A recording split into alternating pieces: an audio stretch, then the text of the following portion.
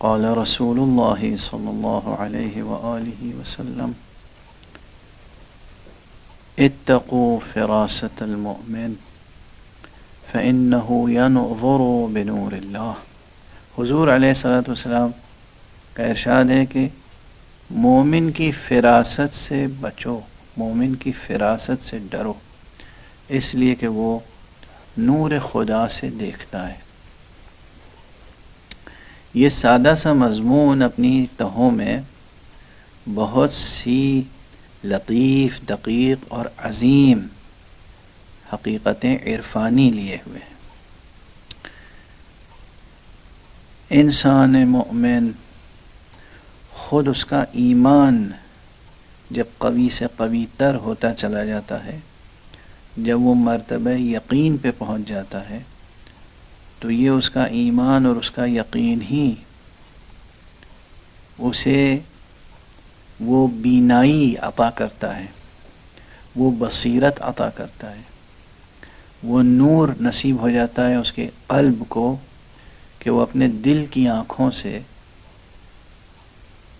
بہت کچھ دیکھ لیتا ہے اور دیکھ سکتا ہے، اور دیکھنے کی اس کے اندر قوت و صلاحیت و استعداد پیدا ہو جاتی ہے۔ اور یہ نور ایمان جسے کہتے ہیں، یہ کیا ہے؟ یہ نور خدا ہے، خدا داد نور ہے جو اس کے قلب میں پیدا ہوتا ہے، ودیعت ہوتا ہے، اور وہ اس نور سے حقائق کے ظواہر کو بھی دیکھتا ہے اور حقائق کے بواطن کو بھی دیکھتا ہے۔ باطن امور اور باطن اشیاء تک اس کے نور کی رسائی ہو جاتی ہے۔ بہت سے لوگ ریاضتیں کرتے ہیں، عبادتیں کرتے ہیں، اور خاص قسم کے نصاب ریاضات اور نصاب اذکار اختیار کرتے ہیں، اسے مکمل کرتے ہیں 40 دن، اور متوالی 40 دن ایک کے بعد ایک ریاضتیں کرتے ہیں، اور اس ارادے، اس نیت سے کرتے ہیں کہ پروردگار انہیں باطن شناس بنا دے۔ لیکن یہ مناسب نہیں ہے۔ کوئی بھی ریاضت ہو، کوئی بھی ذکر ہو، صرف اور صرف حبا للہ و قربتا اللہ ہونا چاہیے۔ جب کوئی عمل حبا للہ اور قربتا اللہ ہوگا تو حق سبحانہ و تعالی خود ایسا کریم ہے اور ایسا فیاض ہے کہ وہ اپنے کرم سے اور اپنے فیض سے اور اپنے لطف سے اپنے بندے کو اس کی طلب سے کہیں زیادہ چیزیں عطا کر دیتا ہے۔ ہاں، ایک چیز ضرور طلب کی فہرست میں رہنا چاہیے، نور طلب کرنے کے لیے، رشد و ہدایت طلب کرنے کے لیے، کہ جب بھی انسان کوئی بھی عمل کرے، نماز پڑھے، روزہ رکھے، دعا کرے، تو اسے یہ مانگنا چاہیے کہ پروردگار ہمیں وہ روشنی عطا فرما دے کہ تیری ذات پاک تک پہنچنے کی راہیں میرے لیے روشن ہو جائیں، راستے روشن ہو جائیں، دروازے کھل جائیں، مگر کس لیے؟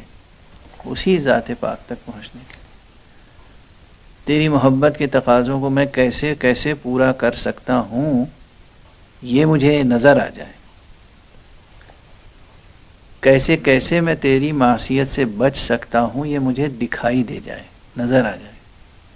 یعنی غرض بس ایک ہے کہ اللہ تک پہنچنے کی راہیں، اللہ کی عبادت کی راہیں، اللہ کی بندگی کی راہیں اور اس کی معصیت سے بچنے کی راہیں روشن ہو جائیں۔ اس نیت سے جب انسان عبادت کرتا ہے، ذکر کرتا ہے، تو پھر اسے حق سبحانہ و تعالیٰ کی طرف سے نور بصیرت عطا ہوتا ہے، اور وہ اسباب فراہم ہوتے ہیں کہ جو دوسری حدیثوں میں اس تعبیر میں ہے کہ العلم نور یقذفہ اللہ فی قلب من یشاء۔ علم وہ نور ہے، ایک نور ہے جو اللہ جس کے دل میں چاہتا ہے ڈال دیتا ہے۔ خود یہ حدیث بھی تقریباً متفق علیہ ہے۔ علماء امامیہ، علماء اہل سنت سب کے ہاں مل جائے گی کہ العلم نور یقذفہ اللہ فی قلب من یشاء، علم نور ہے، اللہ جس کے دل میں چاہتا ہے ڈال دیتا ہے۔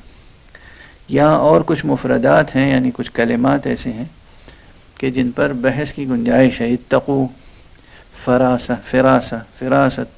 اتقو فراست المؤمن، فراست سے کیا مراد ہے؟ لیکن یہ بالکل مکتبی بحثیں ہیں، ان سے اس وقت صرف نظر کرنا مناسب ہے۔ لب مطلب اصل مضمون یہی ہے کہ حضرت نے فرمایا کہ مومن کی فراست سے ڈرو، مومن کی فراست سے بچو۔ یہاں بچنے سے کیا مراد ہے؟ یہ تو ہے کہ اللہ سبحانہ و تعالی مومن کو نور عطا فرماتا ہے، تو بچو کے کیا معنی؟ اور یہ کس سے خطاب ہے؟ اس میں بہت سے پہلو ہیں، لیکن خاص پہلو جو عملی زندگی سے تعلق رکھتا ہے وہ یہ کہ ایک مومن، یعنی ایک دعوے دار اسلام، مدعی ایمان،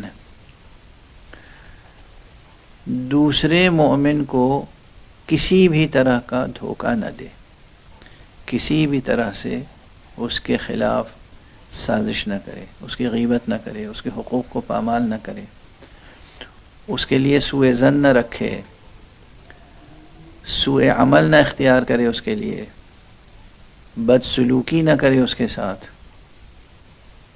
اس کی طرف سے اپنے دل میں کوئی برائی نہ رکھے، اس لیے کہ منافقت نہ رکھے، اس لیے کہ یہ برحذر فرمانا ہے کہ دیکھو مومن کی فراست سے بچو، اس لیے کہ مومن نور حق سے دیکھ لیتا ہے۔ اگر تم اس کے خلاف کوئی سازش کر رہے ہو،